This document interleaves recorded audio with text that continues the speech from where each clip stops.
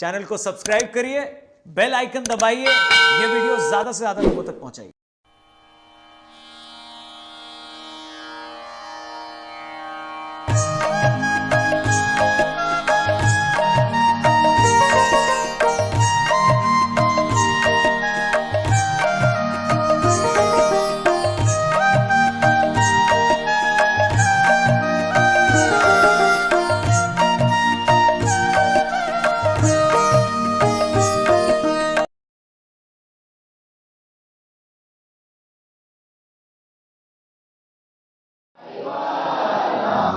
चितेन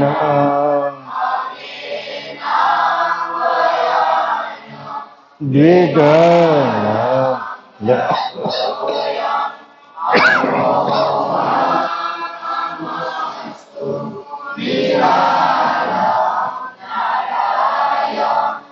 अहं न रणेयं नयेति नरेयं जपेन जपायं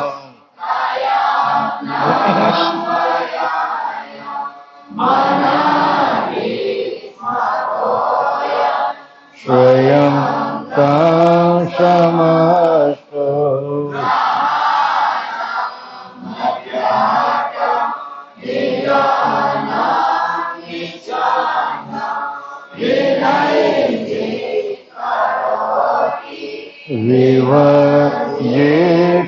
विवर्जितमस्तु विधेयः वेदान्त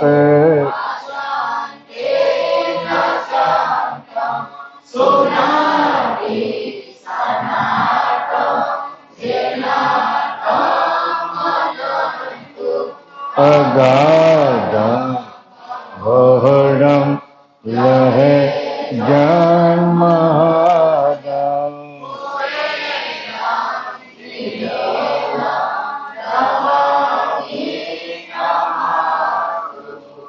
आज सकृत स्वराज कैवल करता की कृष्ण स्वामी महाराज की निमंत करुणा सागर भगवान की नरवेट सागर महाराज की महान तपस्वी रघुनाथ महाराज की परमहंस सुखानंद जी महाराज की विष्णुदास जी महाराज की शांतिदास जी महाराज की शीतलदास जी महाराज की प्रिय विशलदास जी महाराज की सर्व संतन की सर्वदेवन की कैवल धाम की गुरुगाड़ी सारसा पड़ी की काय पंथ की ज्ञान संप्रदाय की बहाल तिलक की पंचम स्वसम वैदिक जरास्थान की ग्रंथ वाचन प्रारंभ समय का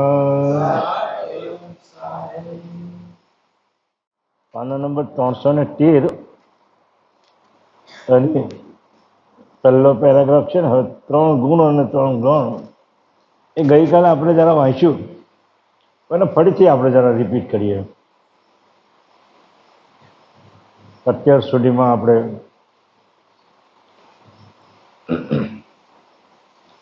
સ્થૂળ દેહ, સૂક્ષ્મ દેહ, કારણ દેહ, હવે નીચે આવે છે એટલે મહાકારણ દેહની વાત આવશે. એ મહાકારણ દેહના 4 તત્વોનો બનેલો છે. કેટલા તત્વોનો બનેલો છે મહાકારણ દેહ? 4 તત્વોનો. એક તો આનંદ તત્વ કારણ, મહાતત્વ કારણ, પ્રકૃતિ તત્વ કારણ અને ચોથું ધનંજય તત્વ કારણ. આ 4 તત્વથી મહાકારણ દેશ બનેલો છે. પણ તે પહેલાં આપણે જોયું સ્થૂળ દેહ, સૂક્ષ્મ દેહ, કારણ દેહ અને હવે વાંચીશું તો આપણે મહાકારણ દેહ અને એના પછીનો આવશે પરમ કારણ દેહ. એ પરમ કારણ દેહ 2 તત્વોનો બનેલો છે. જે છેલ્લો જે દેહ પરમ કારણ દેહ જેને અંશને રહેવાનું ઘર એમ પણ બાપજી લખ્યું છે કે અંશને રહેવાનું જે ઘર એટલે પરમ કારણ દેહ. આપણે રજૂગુણ જોઈ ગયા, એની આકાંક્ષાઓ જોઈ, શટોગુણ જોયું, એનો પરિવાર જોયો, અને તમોગુણ એનો પણ આપણે પરિવાર જોયો. ત્યાર પછી સકાશગણ, અચંડગણ અને અહંકાર ગણ, એ 3 ગણની પણ આપણે બધી વાતો કહી. હવે આ જે બધા બનેલા છે તે ગુણ અને ગણના બનેલા છે. ગુણ અને ગણના બનેલા છે. એટલે ગઈકાલે આપણે ગુણ શું કામ કરે અને ગણ શું કામ કરે તે આપણે ગઈકાલે જોયું, પણ ફરીથી આપણે એનું રિપીટેશન કરીએ. એનો પહેલો પેરેગ્રાફ છે, 3 ગુણ અને 3 ગણ. 3 ગુણ અને 3 ગણ એ 6 તત્વની મુખ્ય કઈ ક્રિયાઓ થાય છે તે કહું છે. પરમદારો આપણને એમ કહે છે કે આ 3 ગુણ તમારામાં શું કામ કરે, 3 ગણ શું કામ કરે શરીરની અંદર, એની ક્રિયા કઈ કઈ થાય છે એ હું તમને સમજાવું છું. કે છે કે જ્યારે રજોગુણ ઉપજે ને ત્યારે ઇન્દ્રિયો દ્વારા પદાર્થને વિશે લેવા તથા ઝાલવાની મોહ ઉત્પન્ન થાય છે. રજોગુણ જ્યારે ઉઠે કઈ પણ વસ્તુ પકડવાની મોહ ઉત્પન્ન થાય, શરીરની ક્રિયાઓ બી કરવાનો મોહ ઉત્પન્ન થાય ને રજોગુણ જ્યારે પડતે છે ત્યારે.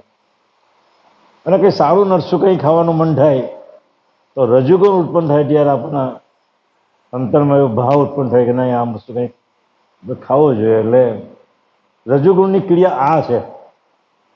સારું સારું ખાવાનું મન થાય, શૌચાદિક આપણે વિષય વાસણો જ્યારે એ ઉપસ્થિત થાય ત્યારે એ ક્રિયા કરવાની આપણને મન થાય.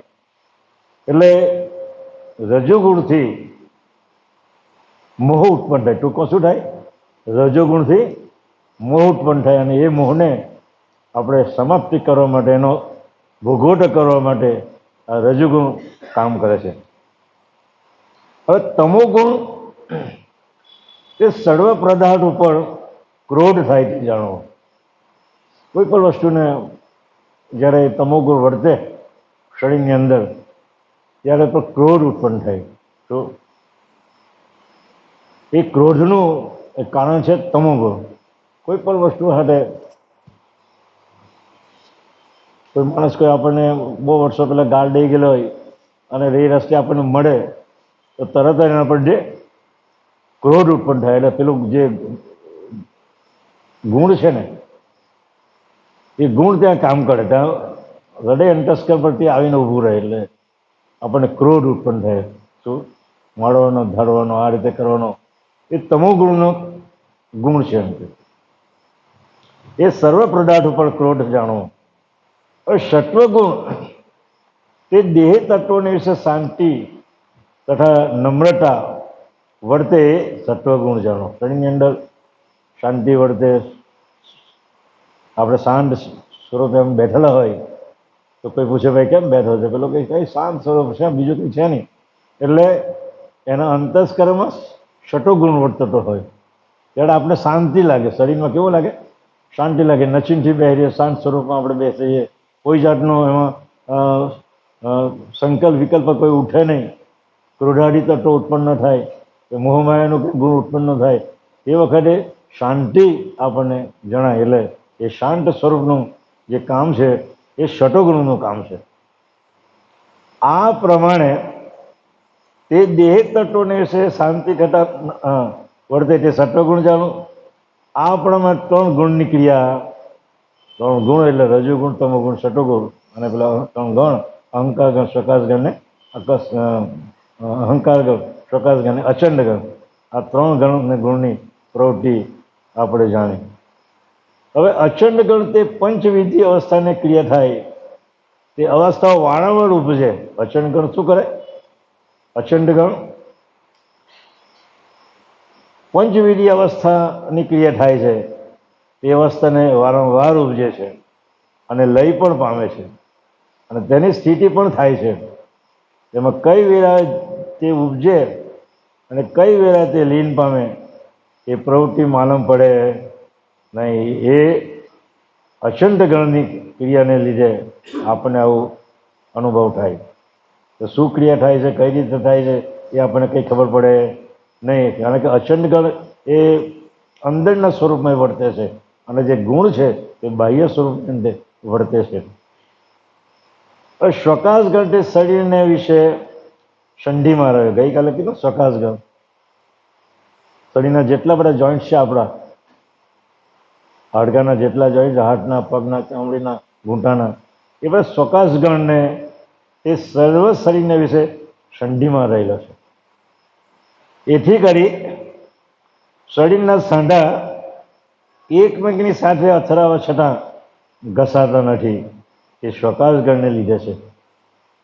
તો કેટલી દયાળુની, કેટલી બુદ્ધિપૂર્વકનું આયોજન છે કે મારા અંશને આ મોકલું છે આ ઘાતને વિશે, પણ કોઈ પણ જાતની તકલીફ ન પડે એટલે હાડકાના પોલાળમાં શું મૂક્યું, વચ્ચે સંધિને વિશે મૂક્યું, શ્વકાશ ગણ મૂક્યું. એટલે એક જાતનું ડુપ્લિકેશન. શ્વકાશ ગણનું શું મતલબ થાય છે? ઓઇલ, હાંડામાં જડિયા જ કરે છે અહોનિશ. એ ન ઝરે ને તો હાડકા ઘસાઈને સુકાવ થઈ જાય, એટલે એને પછી બદલાવાની સ્થિતિ આવીને ઊભી રહે. એટલે કહે છે એ શ્વકાશ ગણ એ શરીરના વિશે સંધિમાં રહ્યો છે. એથી કરી શરીરના સાંધા એકમેકની સાથે અથડાવા છતાં એ ઘસાતા નથી. એ શ્વકાશ ગણને લીધે છે. અહંકાર ગણ એ પંચભૂત સાથે પંચભૂત પોતપોતાના સ્વરૂપે ભિન્ન ભિન્ન રહે છે અને નિજ કાંતિ પલટીને કોઈના જેવા તથા એ અહંકારને લીધે થાય છે. આ પ્રકારે ખટ એટલે 6 ગુણ અને ગણની તત્પરની ક્રિયા કહી. મેં ગઈકાલે બી કીધું કે આ ગુણ એ સજીવન વૃત્તિ અરે ચેતન સાથે કામ કરે. એનો સંબંધ ચૈતન્ય, કોઈ પણ ચૈતન્ય વસ્તુ જોડે કામ કરવું હોય તો આ ગુણ કામ કરે. અને જે જળ તત્વોની સાથે જો કામ કરવું હોય તો એ ગણ કામ કરે. એટલે ગણ અને ગુણ ચેતન અને જળની સાથે સંકળાયેલા છે અને એ રીતે એ કામ કરે છે. હવે આ ગુણ ગણ તો બધી વાત થઈ ગઈ. હવે જે 4 જે તત્વ કારણ છે, હવે ધીમે ધીમે ઉપર જાય છે. બધી આપણી બધી વાર્તાઓ બધી હવે ધીમે ધીમે રજુગુણ, તમોગુણ, છઠોગુણ, અહંકાર ગણ, શ્વકાશ ગણ, ગુણ ને ગણ, હવે 4 તત્વકારણની વાત. એવું જેમ જેમ આગળ જઈએ તેમ તેમ બધું આગળની વાતો આવશે. પછી પરમકારણની આવશે, પછી પ્રકાશ બ્રહ્મથી તો 3 મહાતત્વ આવશે, સંજમ ભોગવટીના 6 ચક્ષુ તત્વ આવે. એમ જેમ જેમ આપણે આગળ જઈશું તેમ તેમ એની ક્રિયાઓ બધી બાપજી કહે કે હું તમને દેખાડતો જાઉં છું. શું કહે છે? 4 તત્વકરણની ભિન્ન ભિન્ન ક્રિયા દેખાડો છે તે સાંભળો. આનંદ તત્વકારણ, એનું નામ જ આનંદ તત્વકારણ. શું થાય? કંઈ બી કામ કરે એટલે આપણને આનંદ આવે, તો એ આનંદ તત્વકારણ ત્યાં વર્તતું હોય તો આપણને એ આનંદ આવે. કે આનંદ તત્વકારણ તે જે નાનાવિધ વિષયાદી વૈભવ પ્રાપ્ત થાય, કોઈ પણ જાતનો વિષયાદી વૈભવ આપણે પ્રાપ્ત થાય, તે ભુક્તમાન કરતા ઇન્દ્રિયો તથા અંતસ્કરણને વિશે જે આનંદ ઉપજે છે એ આનંદ તત્વ કારણ જાણો. આનંદ તત્વથી આ બધા નાના નાના વિષય પ્રાપ્તિની આપણને જે ભુક્તમાન કરી જાય એ ઇન્દ્રિય અને અંતસ્કરણ જે આનંદ ઉપજે. કોને ઉપજે? ઇન્દ્રિય અને અંતસ્કરણને. એ આનંદમાં જ પેલો અંશ ભૂલો પડેલો છે. અંશ જો ભૂલો પડેલો તો ઇન્દ્રિય અને અંતસ્કરણના આનંદમાં એ પોતાના સ્વરૂપને એ ભૂલી ગયેલો છે. એટલે આનંદ તત્વ કારણની ઉપરામ વૃત્તિ ઉલટ ક્રિયા કરુણાસાગર બાબજી પાછળ બતાવી છે. તો એનાથી એમાંથી કેમ છૂટું પડે આપણે? અંશ આની અંદર જે ભેરવાયેલો છે આનંદ તત્વ કારણની અંદર, તો એ અંશને કઈ રીતે ઉગારવો, એમાંથી કઈ રીતે છૂટો પાડવો, એ વાત પર પાછળ કરુણાસાગર બાબજીએ એની ઉલટ પંચીકરણની અંદર બતાવેલી છે. કે ઇન્દ્રિયો તથા અંતસ્કરણને વિશે જે આનંદ ઉપજે એ આનંદ તત્વ કારણ જાણો. બીજું તત્વ છે મહાતત્વ કારણ. તે દેહ અંતસ્કરણને વિશે જે મહત્તા રહ્યું છે એ જાણવું. દેહ અંતસ્કરણ વિશે મહત્તા પર, હું કંઈ રાજા છું, હું કંઈ ગામનો વડીલ છું, ગામનો સરપંચ છું, આ બધી જેની જે મહત્તા હોય ને એ મહત્તા એ દેહને વિશે વર્તે છે. અને એ મહાતત્વ કારણ એ એમાં કામ કરે છે.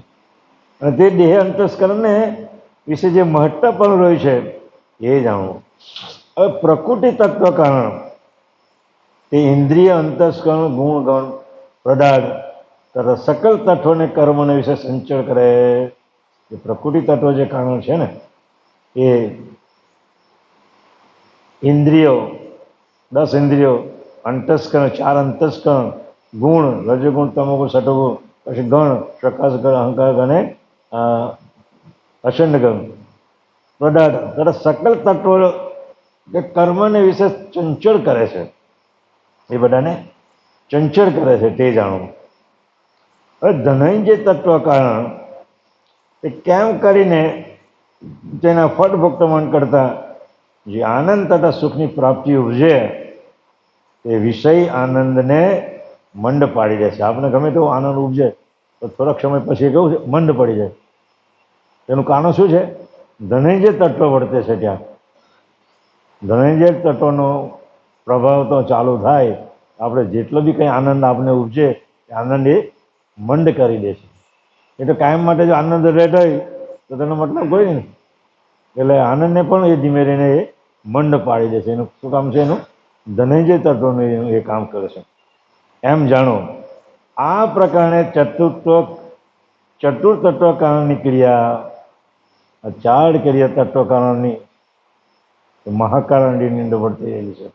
શરીરની અંદર જે સ્થૂળ દેહ, સૂક્ષ્મ દેહ, કારણ દેહ અને ચોથો જે દેહ છે તે મહાકારણ દેહ. એ મહાકારણની અંદર આ ક્રિયાઓ થાય છે. 5 દેહ આપણા શરીરમાં વર્તી જ રહેલા છે. કેમ વર્તે છે, કઈ રીતે વર્તે છે, એનો શું આપણને આનંદ થાય છે, કઈ આપણને અનુભૂતિ થાય છે, એ આ બાબજી આપણને બતાવે છે કે જો મહાકારણમાં આ જો તત્વ મેં ન મૂકેલા હોત તો તમને આનો આનંદ આવે નહીં. એને આનંદને એ લુપ્ત કરે એ પણ ધનંજય તત્વ કારણ છે. અને એમ કહેવાય છે પાછળ બાબજી લખેલો છે કે માણસ જ્યારે મૃત્યુ પામે ને ત્યારે ધનંજય તત્વ છેલ્લે નીકળે. આ જે બધા તત્વો છે ને બધા પ્રાણોની હાથે બહાર નીકળી જાય ને પણ ધનંજય તત્વ એમ કે છેલ્લે નીકળે છે. અને છેલ્લે નીકળે એટલે એ શરીરને ફૂલવાનું પણ એ કામ કરે પાછું. માણસ કે ડૂબી ગયો અને આપણે બહાર કઢાવીએ અથવા માણસ ઘરમાં જ એક્સપર્ટ થઈ ગયો અને 2 દાડા લગી રાખી મૂકે તો ધીમે ધીમે શરીર કેવું બને? ફૂલવાની ક્રિયા કરે. એ ફૂલવાની ક્રિયા છે આ ધનંજય તત્વ કામ કરે છે. કોણ કામ કરે? ધનંજય તત્વ કામ કરે છે. અને ધનંજય તત્વ આપણી લોહીની સગાઈ સાથે પણ એ કામ કરે છે. આપણા જે લોહી ને મારું સ્વજન ધારો કે એક્સપર્ટ થઈ ગયો, ડૂબી ગયો, એને બહાર કલાવીએ એના નાકમાંથી તરત જ લોહીની ધારા વહેવાનું ચાલુ થઈ જાય. કારણ કે છેલ્લું નીકળે છે ને. ધનંજય તત્વ છેલ્લું નીકળે છે, શરીરને ફૂલવીને બહાર નીકળી જાય છે. એટલે એ જ્યારે અંદર હોય ત્યાં લગી આપણે ત્યાં સ્વજન ત્યાં પહોંચી જાય તો નાકમાંથી લોહીની ધારા નીકળે. એ ધનંજય તત્વનું છેલ્લું કામ શું છે? એટલે કહે છે આ પ્રકારે ચતુર તત્વ કરવાની ક્રિયા તમને જણાવી. હવે જે મહાકારણ દેહની આ જે ક્રિયાઓ તમને બતાવી, કયા દેહ છે આ? મહાકારણ દેહ. એના જે 4 તત્વો છે કયા કયા છે? આનંદ તત્વકરણ, પ્રકૃતિ તત્વકરણ, મહાતત્વકરણ અને ધનંજય તત્વકરણ. આ મહાકારણ દેહના 4 તત્વોનું એ મહાકારણ દેહ બનેલો છે. હવે 5મો દેહ જે છે પરમ કારણ દેહ, સ્થૂળ સૂક્ષ્મ કારણ મહાકારણ, અને 5મો દેહ કયો છે? પરમ કારણ દેહ. એ પરમ કારણ દેહ એ અંશને રહેવાનું ઘડપણ છે. બાબજી શું કીધું? જે અંશ જે ઉપજાવ્યો છે એ અંશને રહેવાનું ઘર એ પણ પરમ કારણ દેહ છે. એ પરમ કારણ 2 જ તત્વોનું બને, 2 જ તત્વોનું બનેલો છે. કયા કયા? એક અવ્યાકૃત, એક નિરંજન, અને બીજું એક તત્વ છે અવ્યાકૃત. આ 2 તત્વનો એ પરમ કારણ દેહ બનેલો છે. પરમ કારણ દેહ બાબજી એટલા માટે એની રચના એવી સુંદર કરેલી છે. ઘણી વાર બાબજી બી આપણને દ્રષ્ટા કે સ્ત્રીને કોઈ દાડે સપનું પુરુષનું આવે નહીં, અને પુરુષને કદી પણ સ્ત્રીનું સપનું આવે એની એની જે કડામત જે છે બાપજી એમાં લખેલી છે એ હવે આપણે વાંચો. કેમ સ્ત્રીનું સપનું સ્ત્રીને જ કેમ આવે? પુરુષનું સપનું એને કેમ નથી આવતું? પુરુષને સપનું સ્ત્રીનું નથી આવતું કારણ કે એને પુરુષનું જ સપનું આવે. એ પુરુષ જ બને. એ સપનામાં કદાચ સ્ત્રી બને ને એનું સ્ત્રી કદાચ સપનામાં પુરુષ બને. એની જે બાપજીની જે કળામત છે એ હવે આમાં બતાવે છે. તે કહે છે હવે અવ્યક્ત અને નિરંજનના વિભાગની ક્રિયા સ્ત્રી પુરુષ બંને વિશે ભિન્ન ભિન્ન રહેલી છે તે કહું છું.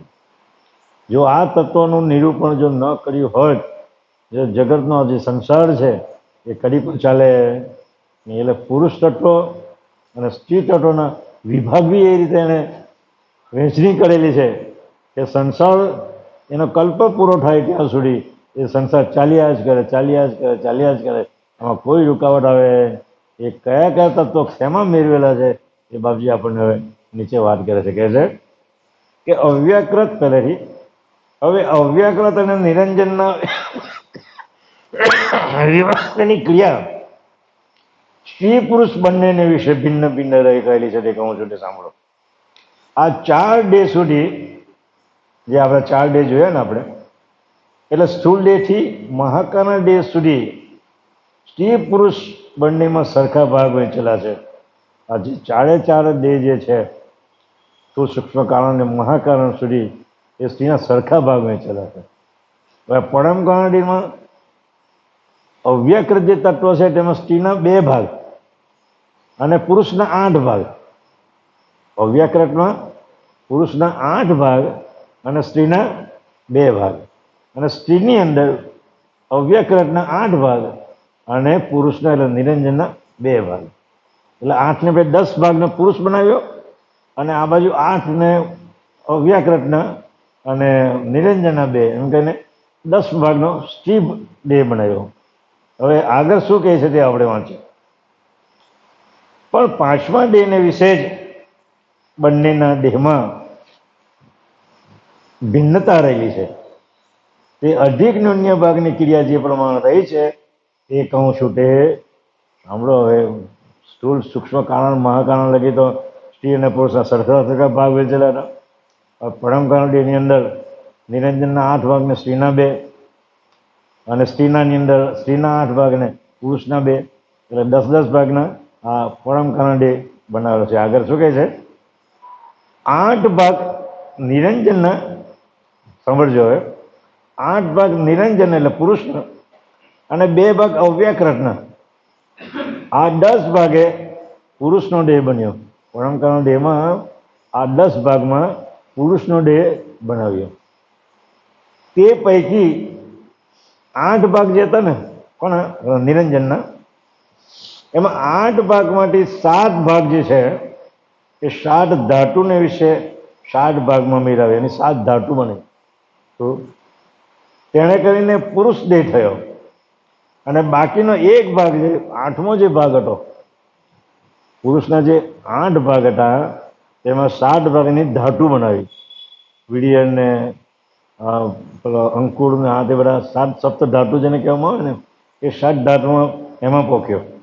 અને બાકીનો 1 ભાગ જે હતો ને 8મો ભાગ એ પુરુષની પિંગલા નાડીને મૂક્યો. 7 ભાગની તો 7 ધાતુ બનાવી અને 1 ભાગ જે બચ્યો ને પુરુષનો 1 ભાગ બચ્યો એ પુરુષની આ જમણે નાડીએ મૂક્યો. ક્યાં મૂક્યો? જમણે નાડીએ મૂક્યો. એટલે કે જમણા નાડીનો શ્વાસ ચાલતો હોય અને આપણે બુંડ સ્ખલન થાય તો પુત્ર જ થાય. એનું કારણ આ છે, કારણ કે જમણી નાડીએ પુરુષનો 1 ભાગ મૂકેલો તેને પિંગલા નાડી, ઈંગલા નાડી થઈ, જમણી નાડી જેને કહેવાય. એથી કરી આ નાડી પુરુષ થઈ. હવે અવ્યકૃતના 2 ભાગમાંથી હવે 8 ભાગ તો પૂરા થઈ ગયા. પુરુષના 8 ભાગ તો પૂરા થઈ ગયા ને. હવે સ્ત્રીના જે 2 ભાગ રહ્યા એને સાથે મેળવેલા એ 2 ભાગની વાત કરે છે કે અવ્યકૃતના 2 ભાગમાંથી 1 ભાગ ઈંગલા નાડીને મૂક્યો. જે સ્ત્રીનો જે 2 ભાગ હતા, સ્ત્રીના 2 ભાગ હતા તેનો 1 ભાગ પુરુષની ડાબી નાડીએ મૂક્યો. એટલે બંને નાડી થઈ ગઈ, ઈંગલા ને પિંગલા થઈ ગઈ. બરાબર?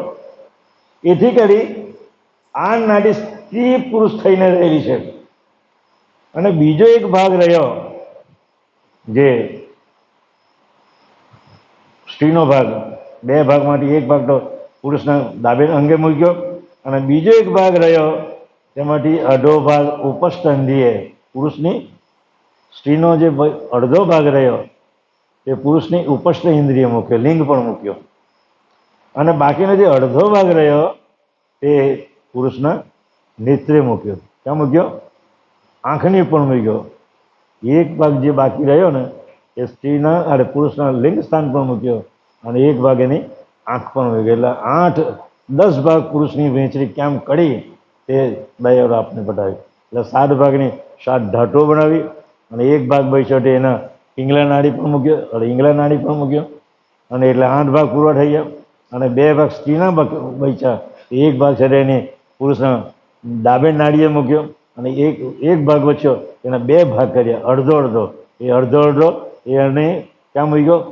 પુરુષના લિંગ સ્થાન પર મૂક્યો અને બીજો ભાગ એનો નેત્રે મૂક્યો. એટલે નેત્રનું આ જ રીતે એનું ઓપોઝિશન પાછું એ રીતે કરેલું છે. એટલે સ્ત્રી અને પુરુષનું જે આકર્ષણ થાય છે ને એ નેત્રને ઉપસ્થના અડધો અડધો ભાગ એની વહેંચણી કરેલી છે એટલે સ્ત્રી અને પુરુષનું આકર્ષણ થાય છે અને એ આકર્ષણનો ન થાય તો જગતનો આ કર્તા માલિકનો જે સંકલ્પ પૂરો થાય નહીં ત્યાં સુધી આ ક્રિયા ચાલ્યા જ કરે, ચાલ્યા જ કરે, ચાલ્યા જ કરે. એવી ખૂબી બનાવેલી છે તે જુઓ. હા, 4 કારણદેહ સુધી, મહાકારણ સુધી સ્ત્રીના ભાગ સરખા પોખેલા છે અને પરમ કારણદેહની અંદર 8 ભાગ અવ્યકૃતના નિરંજનના 8 ભાગ અને 2 ભાગ અવ્યકૃત. એટલે પુરુષનો 8 ભાગ અને ટૂંકમાં સ્ત્રીના 2 ભાગ. 8માંથી 7 ભાગની સાથે ધાટું બનાવી અને એક ભાગ જે પુરુષનો હતો એની ઈંગલા નાડીએ મૂક્યો. હવે સ્ત્રીના જે 2 ભાગ રહ્યા તેમાં એક ભાગ છે પુરુષની ડાબી નાડીએ મૂક્યો અને અડધો ભાગ અને એક ભાગ રહ્યો એ પુરુષના લિંગ સ્થાને મૂક્યો અને પુરુષના નેત્રે મૂક્યો. એ રીતે આ પુરુષના 10 ભાગની વહેંચણી બાપજી કીધી કે મેં તમને બતાવી. પછી શું કહે છે? હવે અવ્યકૃતના 2 ભાગમાંથી એક ભાગ ઈંગળા નાડીને મૂક્યો. જો જે નાડી જે છે ને સ્ત્રીના 2 ભાગ એથી કરીને આ નાડી સ્ત્રી પુરુષ થઈને વર્તી રહી છે. હવે બીજો એ ભાગ રહ્યો તેમાંથી અડધો ભાગ ઉપસ્થ ઇન્દ્રિયને વિશે તથા બાકીનો અડધો ભાગ એ પુરુષના નેત્રને વિશે મૂકેલો છે. એથી કરી સ્ત્રીનો ભોગ કરવાની તથા જોવાની એ પુરુષ ભાવના કરે છે. એ જ ક્રિયા પાછી સ્ત્રીમાં બી કરી એટલે એકબીજાનું આકર્ષણ રહે.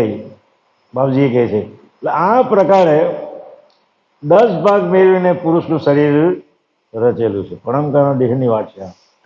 એ શરીર પરમકારણ દેહની અંદર આ 10 ભાગનું શરીર બનાવેલું, તત્વના બનાવેલું. એમાં 8 ભાગ પુરુષના અને 2 ભાગ સ્ત્રીના. હવે સ્ત્રીના દેહની જે ક્રિયા કહું છું તે વાત સાંભળો. કે છે કે 8 ભાગ અવ્યકૃતના અને 2 ભાગ નિરંજનના. પેલામાં આગળ છે તે નિરંજનના 8 ભાગ હતા, અવ્યકૃતના 2 હતા. હવે આ સ્ત્રીનો જે દેહ બનાવ્યો તેમાં 8 ભાગ છે તે અવ્યકૃતના અને 2 ભાગ નિરંજનના. આ દુનિયામાં કોઈ વાતની આ ખબર છે નહીં. દુનિયાના કોઈ પણ ગ્રંથો તમે વાંચી જુઓ તો આ ક્રિયા જે પરમકરણ દેહમાં બાપજીએ રચના કરેલી છે તો દુનિયાના કોઈ શાસ્ત્રો ગ્રંથમાં કોઈ જગ્યાએ તમને જોવા મળે. કેમ આ સૃષ્ટિ ચાલી રહેલી છે, એની ધારા કેમ ચાલી રહેલી છે, એનો સંકલ્પ પૂરો કરે ખરી એ ધાડ ધાડ આ સૃષ્ટિ ચાલી રહી છે એનું મૂળ કારણ છે પરમકરણ દેહમાં 10 ભાગનો પરમકરણ દેહ અને 10 ભાગનો છે તે પુરુષનો દેહ બનાવ્યો અને 10 ભાગ છે તે સ્ત્રીના બનાવ્યા. અને એ રીતે આ સ્ત્રી દેહની ક્રિયા કહું છે. જો સમજો 8 ભાગ અવ્યકૃતના અને 2 ભાગ નિરંજનના. આ 10 ભાગ મેળવીને સ્ત્રીનું શરીરનું નિર્માણ કર્યું. તેમાં અવ્યકૃતના 8 ભાગમાંથી એ જ પ્રમાણે પેલું જે આગળ જે વાત કરી ને પુરુષના 8 ભાગમાંથી 7 ભાગ ધાતુને વિશે તેમાં આમાં પણ અવ્યકરણ એટલે સ્ત્રીના 8 ભાગમાંથી 7 ભાગ 7 ધાતુને વિશે જોયા. તેણે કરી સ્ત્રીનું શરીર થયું. તેની વામ નાડીમાં 1 ભાગ મેળવ્યો. કયો? વામ એટલે ડાબી બાજુ. એથી કરીને નાડી સ્થિર થઈ રહી છે. હવે બે ભાગ નિરંજનના તેમાંથી એક ભાગ પિંગળા નાડીમાં મેળવ્યો. નિરંજનનો એના પર જે બે ભાગ હતા ને એમાં નિરંજનનો એક ભાગ એને પિંગળા નાડીમાં મેળવ્યો. આથી કરી આ નાડી પુરુષવત થઈને રહેલી છે. બાકી એક ભાગ જે રહ્યો ને જે સ્ત્રીનો એ ક્યાં મૂક્યો તે બાપજી અહીંયા કહે છે. તેમાંથી અડધો ભાગ એક ભાગમાંથી તેમાંથી અડધો ભાગ નેત્ર એટલે સ્ત્રીના નેત્રને મૂક્યો. શેમાં મૂક્યો? સ્ત્રીની નેત્રને મૂક્યો. અને બીજો જે અડધો ભાગ હતો એ સ્ત્રીની ભગ ઇન્દ્રિયને વિશે ઉપસ્થ ઇન્દ્રિયને વિશે મૂક્યો. બે ભાગ જે અડધો જે ભાગ છે એટલે નેત્ર અને સ્ત્રીના ભગ ઇન્દ્રિયને વિશે મૂક્યો. આથી કરીને પુરુષ ઉપર જોવાનો તથા ભોગ કરવાનો મોહ થાય છે. સૃષ્ટિની ધારા જો આમાં આ તત્વો જો ન મૂક્યા હોય તો એક સ્ત્રી પુરુષ સાથે કોઈ જાતનો સંયોગ કરે, એકબીજા પર મોહ પણ ઉત્પન્ન થાય નહીં. અને એ મોહ ના ઉત્પન્ન થાય તો સૃષ્ટિની ક્રિયા થાય નહીં. એટલે દયાળુ આ સ્ત્રી પુરુષ ઉપર જોવાનો તથા ભોગ કરવાનો મોહ થાય છે. આ પ્રકારે અવ્યાકૃત અને નિરંજનના ભાગની ક્રિયા સ્ત્રી પુરુષને વિશે થયા છે એ કહી છે. આ પ્રકારે ઈચ્છા વૃત્તિના 72 તત્વોના ભાગની ક્રિયા લઘુ ક્રિયા ભાગ પ્રમાણે વર્તે એ જે પણ કહી છે. દયાળુ કહે છે કે 8 ભાગ નિરંજન અને 2 ભાગ અવ્યાકૃત એટલે સ્ત્રીના પુરુષમાં, અને પુરુષ સ્ત્રીમાં પણ 8 ભાગ સ્ત્રીના અને 2 ભાગ પુરુષમાં. અને એ રીતે એના નેત્રએ મૂક્યો અડધો ભાગ, સ્ત્રીના નેત્રએ અડધો ભાગ મૂક્યો, પુરુષના અડધો ભાગ છે એને સ્ત્રીની લિંગ સ્થાને મૂક્યો. અને એ રીતે આ 10 ભાગની વહેંચણી કરી તો આ જગતનો સંસાર ચાલી રહેલો છે. કારણ કે એ ભાગ પરમકરણમાં દેહમાં મૂકેલો છે. કારણ કે પરમકરણની અવધિ જે છે એનું જે આયુષ્ય છે ને એનું એ સંકલ્પ પૂરો થાય ત્યાં લગી એનું આયુષ્ય છે. બીજા બધા સ્થૂળ સૂક્ષ્મ કારણ મહાકારણ ને મહાકારણ સુધીના જે દેહો છે એ અવધિ પ્રમાણે એનું મૃત્યુ થાય. પણ પરમકારણ દેહનું મૃત્યુ કરી થતું નથી. એટલે પરમકારણ દેહની અંદર જે આ તત્વોનું મિશ્રણ કરેલું છે એટલે એનો સંકલ્પ પૂરો થાય ત્યાં લગી આ પરમકારણ દેહ રહીને રહે. અને અંશે પણ જો પરમકારણ દેહમાં એને મોજ કરવાનું એક ઘર જે છે, પરમકારણ દેહ છે અંશને મોજ કરવાનું સાધન છે, ઘર છે એનું.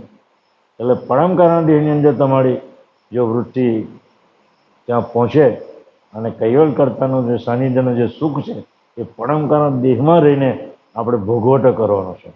અને ક્યાં સુધી? સંકલ્પ પૂરો થાય ત્યાં સુધી. એની આપણા વિશ્વબ્રહ્મ વિદ્વાંસ મહાનિધિ ગ્રંથની અંદર એનું આયુષ્ય લખેલું છે. આયુષ્ય એટલું બધું લંબાણ છે કે યુગોના યુગો વહી જાય તો એ તમારો ભવનો પાણંગ થાય. એ આયુષ્ય એટલું બધું લાંબુ છે, એટલું લાંબુ કે જેની કોઈ કલ્પના નહીં કરી શકે. એટલું લાંબુ આયુષ્ય વિશ્વબ્રહ્મ વિદ્વાંસ મહાનિધિ ગ્રંથમાં. કેમ કે 1000 બ્રહ્મા જાય એ વિષ્ણુનો 1 દિવસ થાય, વિષ્ણુ 100 દિવસનું આયુષ્ય ભોગવીને જાય, એવા 1000 વિષ્ણુ જાય. ત્યાર પછી શંકરનો 1 દિવસ રાત થાય, શંકર 100 વર્ષનું આયુષ્ય ભોગીને 1 શંકર જાય, એવા 1000 શંકરો ચાલ્યા જાય. ત્યારે શક્તિ સંઘર્ષ છે, શક્તિ 1000 જાય ત્યારે નિરંજનનું આયુષ્ય પૂરું થાય. નિરંજન જાય ત્યારે રજોગુણ આવે, અવ્યક્ત રજોગુણ, અવ્યક્ત સત્વગુણ, અવ્યક્ત તમોગુણ, પછી આ ગણ, અવ્યક્ત ગણ, એમ કરતાં કરતાં કરતાં કરતાં સંકલ્પ દાયરાનો પૂરો થાય ત્યારે દરેક અંશો કરતા માલિકમાં સમાન. પણ ત્યાં સુધી તો આપણે આ ભવના બંધનમાં ચક્કર માર્યા જ કરો. દાયરો કે મેં એટલે જ તમને કહું છું કે આ ચક્કરમાં તમારે ન પડવું હોય તો મારા શરણે તમે આવો. હું જ એક પુરુષ એવો છું કે જગતની અંદરથી તમને કોઈ બહાર કાઢી શકે નહીં. તો અનંત યુગ સુધી તમે આ ચક્કરમાં પડ્યા જ કરો. કારણ કે પરમકાળ દેહની અવધિ ક્યાં સુધી છે? એનો સંકલ્પ પૂરો થાય ત્યાં લગીની છે. એટલે જ્યાં સુધી પરમકાળ દેહમાં જો તમે જાઓ તો કરતા માલિકનું શું અનહદ સુખ તમને અનંત કાળ સુધી તમને ભોગવવાનું મળે. એટલે દયાળુ કહે છે કે એવું સુખ જો તમારે ભોગવવું હોય તો તમે મારે શરણે આવો ને પરમકાળ દેહને પ્રાપ્ત કરો એમ કહે છે. એટલે આગળ શું કહે છે? હવે એટલે અવ્યાકૃત મહાતત્વ અને નિરંજન મહાતત્વની વાત અહીંયા પૂરી થાય છે. પછી આગળ આપણને બતાવે છે પ્રકાશ બ્રહ્મવૃત્તિ. પ્રકાશ બ્રહ્મવૃત્તિ થયા 3 મહાતત્વના વિભાગની ક્રિયાઓ તમને પ્રકાશ બ્રહ્મવૃત્તિના 3 જે મહાતત્વ છે, એક અવિકાસ મહાતત્વ, બીજું એક વિકાસ મહાતત્વ અને ત્રીજું કુંભસ્થ મહાતત્વ. તે પૈકી અવિકાસ મહાતત્વ તે પૂરક ઓહંગ પ્રણવ હોય, વિકાસ મહાતત્વ તેને રેચક સોહંગ પ્રણવ રૂપે છે. શું કહે છે આપણે? તે પૈકી જે અવિકાસ મહાતત્વ જે છે એ પ્રણવમાં જ મૂકેલા છે. આ પ્રકાશ બ્રહ્મવૃત્તિના જે 3 મહાતત્વ જે છે એ પ્રણવની સાથે સંગાથે મૂકેલા છે. પ્રણવના સંગાથે મૂકેલા છે. વિકાસ અવિકાસને કુંભસ્થ. વિકાસ પ્રણવને બહાર ખેંચે, વિકાસ પ્રણવને બહાર ખેંચે, અવિકાસ છે તે પ્રણવને અંદર ખેંચે અને બેની જ સંધિની વિશે કુંભસ્થ તત્વ મૂકેલું છે એટલે પ્રણવને કુંભક કરે. એટલે આ તત્વોની વાત બાપજી આપણને કહે છે કે અવિકાસ મહાતત્વ તે પૂરક ઓહંગ પ્રણવ હોય. શું છે? અવિકાસ એટલે પૂરક એટલે અંદર દાખલ થાય. વિકાસ મહાતત્વ રેચક સોહંગ પ્રણવ છે. શું કહે છે? વિકાસ એટલે પ્રણવના અગ્રભાગે વિકાસ તત્વ મૂકેલો છે. એમ દોરો જો હોય ને, એક દોરો એના આગલા ભાગે 2 ભાગ હોય દોરાના, આગલો ભાગ ને પાછલો ભાગ. એ દોરાનો એટલે પ્રણવનો જે આગલો ભાગ છે એને વિકાસ મહાતત્વ એના અગ્રભાગે મૂકેલું છે. એટલે પ્રણવને આગળ ને આગળ ગતિ કરાવે. પણ જેવી 4 સેકન્ડ પૂરી થાય એટલે પુલી પાછી તરત જ પેલું ખેંચે અવિકાસ મહાતત્વ, અને પાછું તરત જ ખેંચે, કારણ કે પાછલા શરીરને અવિકાસ મહાતત્વ મૂકેલું છે. પ્રણવના પાછલા ભાગ પણ અવિકાસ મહાતત્વ મૂકેલું છે. એટલે વિકાસ જેટલો જે વિકાસ કરતો કરતો જાય આગળ પ્રણવ, તો તરત જ પેલો અવિકાસ પાછો એને ખેંચી લાવે. અને એની બેની વચ્ચે જે કુંભસ્થ મહાતત્વ છે એ ત્યાં પ્રણવ, ત્યાં કુંભક થાય છે. આ 3 મહાતત્વની પ્રવૃત્તિ આ 3 પ્રકારે જાણી. આ 3 મહાતત્વને વિશે અવરનવર એકબીજાના વિભાગ ભોગવેલા છે. તેની ક્રિયા ભિન્ન ભિન્ન પ્રકારે દેખાડું છે તે સાંભળો. હવે શું કહે છે? પ્રથમ લેવાતો શ્વાસ જે અંદર પૂરક થાય છે, લેવાતો શ્વાસ અંદર પૂરક થાય છે, તે વિશે કુંભક અને રેચકનો ભાગ રહેલો છે. અંદર જેવો પ્રણવ જાય ને એની સાથે કુંભક પણ રહેલું છે અને રેચકનો પણ ભાગ રહેલો છે. તે સાંભળો. રેચક પ્રણવનો ભાગ, રેચક એટલે અંદર જે જાય ને ત્યારે બહાર નીકળે ને, રેચક એટલે બહાર કાઢી નાખે. એ રેચક પ્રણવનો ભાગ પૂરક પ્રણવના અગ્રભાગે રહ્યો છે. જો રેચક જે પ્રણવ છે એ પૂરક પ્રણવનો અગ્રભાગ એટલે વિકાસ, એને શું કીધું? વિકાસ મહાતત્વ આગળ મૂકેલું છે, એના અગ્રભાગે રહે છે. અને કુંભક પૂરક પ્રણવમાં વ્યાપક રહે છે.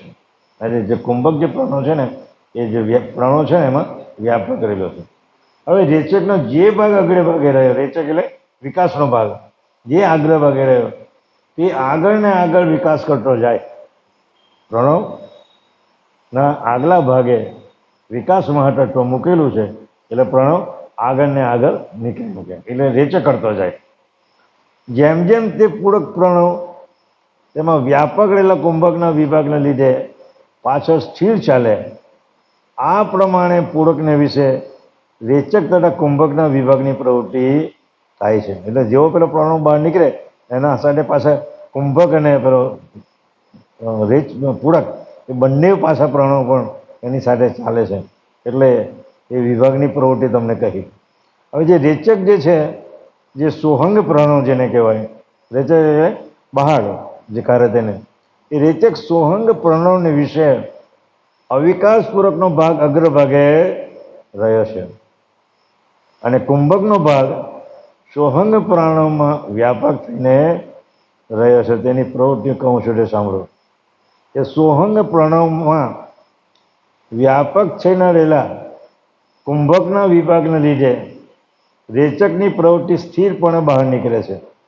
કારણ કે સોહંગ જે પ્રણવ જે બહાર નીકળતું જે પ્રણવ છે ને એ સોહંગ પ્રણવ કહેવાય અને અંદર લેવાનું જે પ્રાણો છે એને ઓહંગ પ્રાણો કહેવાય છે. એટલે આ સોહંગ પ્રાણોમાં વ્યાપક થયેલા કુંભકના વિભાગને લીધે રેચકની પ્રવૃત્તિ સ્થિરપણે બહાર નીકળે છે. રેચક પ્રવૃત્તિને લીધે ધીમે ધીમે બહાર નીકળે. પણ અવિકાસનો ભાગ રેચક સોહંગના અગ્રભાગે રહ્યો છે. જે અવિકાસનો ભાગ છે ને એ રેચક સોહંગના અગ્રભાગે રહ્યો છે. એથી કરીને સોહમ પ્રાણોને પાછો ઉલટાવીને પૂરક ભણી વાળે છે. એટલે 4 સેકન્ડની અંદર પ્રાણો જેવો બહાર નીકળે એટલે આ રેચકનો એક અગ્રભાગ એને પ્રાણોમાં મૂકેલો છે એટલે તરત જ એ પ્રાણોને પાછો વાળી દે એટલે અંદરના ભાગે લઈ આવે છે. એથી કરીને સોહંગ પ્રાણોને પાછો ઉલટાવીને પૂરક ભણી વાળે છે. પણ આગળ નીકળી જવા દે તો જો આ ક્રિયા જો ન મૂકી હોય પ્રાણો બહાર નીકળી જાય. પ્રાણો બહાર નીકળી જાય પછી અંદર દાખલ કેવી રીતે થાય?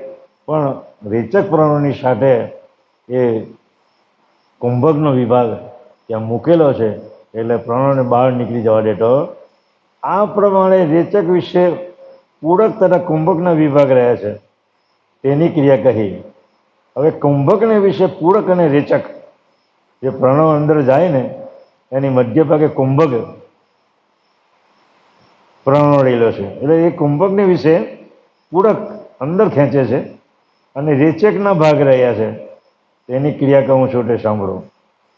આ બધી ક્રિયાઓ જ્યાં સુધી આપણે લક્ષ ભજનમાં ન બેસીએ ત્યાં સુધી આ સમજાય તેવી. કારણ કે પછી તો આ પ્રણવની જે ચાલ છે એ ચાલે બાપજીએ બતાવી છે. પ્રણવના કલર છે એ બતાવ્યા છે. તો લાલ, પીળો, અગ્નિ, વાયુ એ બધા જે પ્રણવના જે કલર છે એ કલર પણ પછી આપણને દેખાય. પૃથ્વી તત્વનો કલર પીળો છે, જળ તત્વનો કલર છે તે સફેદ છે, અગ્નિ તત્વનો લાલ છે, વાયુ તત્વનો લીલો છે અને આકાશ તત્વનો શ્યામ કલર છે. એટલે તમને સમાધિમાં બેસો, તમે લક્ષપંચમાં બેસો એના કલર પણ તમને દેખાય. તો મારું કયું તત્વ ચાલે છે એને ઉલટાવાની ક્રિયા પણ બાપજી લખી છે. જે પૃથ્વી તત્વ ચાલતું હોય તો જડતા આવે આપણામાં. એ જડતા ન લાવવા માટે એ તત્વને પણ પાછું આપણે એનું પરિવર્તન કરવું પડે. એટલે એ પણ બધી બાબતો પાછળથી બધી લખેલી છે. એટલે આવી બધી ક્રિયાઓ દયાળુ એટલી બધી જબરજસ્ત લખી છે કે દુનિયાનો કોઈ મહાપુરુષ આમાં ચંચુપાટ કરી શકે તેમ નથી. એટલે કે છે હવે કુંભકની વિશે પૂરક અને રેચકના ભાગ રહે છે તે વિશે કહું છું સાંભળો. કુંભકમાં અવિકાસનો ભાગ રહ્યો. અવિકાસ એટલે અંદર જે પ્રાણોને ખેંચે ને એ કુંભકમાં અવિકાસનો ભાગ રહ્યો છે. તે જે પૂરક પ્રાણો અંદર પ્રવેશ કરી કુંભક થાય એટલે કુંભકને રોધી એટલે અટકાવી રાખે છે. કોણ રાખે? તો અવિકાસ માટે. જેવું અવિકાસ અંદર જાય એટલે પ્રાણો કુંભક થાય પણ પેલો અટકાવી મૂકે. કોણ? અવિકાસ માટે તો એને અટકાવી મૂકે. અને વિકાસનો જે ભાગ રહ્યો તે કુંભક થાય તેને રેચક બહાર કાઢી નાખવાનું પણ તે કામ કરે છે. કોણ કામ? કે વિકાસ માટે હતો. પ્રાણો જો કુંભક થયો એને રેચક કરવાનું કામ પણ કેવું છે? વિકાસ માટે તો કામ કરે છે. આ પ્રકારે 3 પ્રાણરૂપ મહાતત્વનો વિભાગ એકબીજાને વિશે રહે છે. એ પ્રવૃત્તિની ક્રિયા થાય એ તમને મેં દેખાડી છે. એટલે દયાળુએ આ જે વિકાસ, અવિકાસ ને કુંભક જે 3 ચક્ષસ તત્વો છે એની ક્રિયા કઈ રીતે થાય છે. પ્રણવ બહાર નથી નીકળતો, પ્રણવ ઉલચાયતો નથી, કેમ નથી નીકળી જતો, કેમ ઉલચાય જ નથી, એ બધી ક્રિયાઓ બાપજીએ આપણને સમજાવી છે. અને એ સમજણ પડે તો જ આપણી લક્ષ ભજનની ક્રિયાઓ આગળ વધે તેવું છે. કારણ કે જ્યાં સુધી આપણે કલરો ન દેખાય, એની ચાલ નહીં ખબર પડે આપણને. પ્રણવની પણ ચાલ બાપજી લખી છે. તો એ ચાલો પણ આપણને ન ખબર પડે તો લક્ષ ભજનમાં આપણે સ્થિર થઈ શકતા નથી. એટલે દયાળુએ આપણને આ બાબત એટલા માટે લખી કે તમને કોઈ જાતની તકલીફ નહીં પડે. મારા સ્વરૂપે થવામાં તમને કોઈ જાતની તકલીફ નહીં પડે. એનું કે જ્ઞાન મેં અહીંયા જે કટ્યું છે એ તમે સંપૂર્ણ એનો અભ્યાસ કરો તો તમે તારા ચૈતન્ય સ્વરૂપને મારા અંતર સ્વરૂપની સાથે મારા મહત્વની સાથે તમે એકતા કરી શકો અને પરમપદને પામી શકશો. શ્રીમદ કરુણા સાગર ભગવાન. विद्य सकृत स्वराज कमलेश कृता की, कृष्ण स्वामी महाराज की, हेमंत करुणा सागर भगवान की, नरवेद सागर महाराज की, महान तपस्वी रघुराम महाराज की, परमहंस सुखानंद जी महाराज की, विष्णुदास जी महाराज की, शांतिदास जी महाराज की, शीतलदास जी महाराज की, अविचलदास जी महाराज की, सर्व संतन की, सर्वदेवन की, कैवल धाम की, गुरुगाड़ी शारसापुर की, कायम पंथ की, ज्ञान संप्रदाय की, भाल तिलक की, पंचम चतुर्म वेद की, जगास्थान की, ग्रहणवाचन पुनौटी समय का, सत्य विषय की।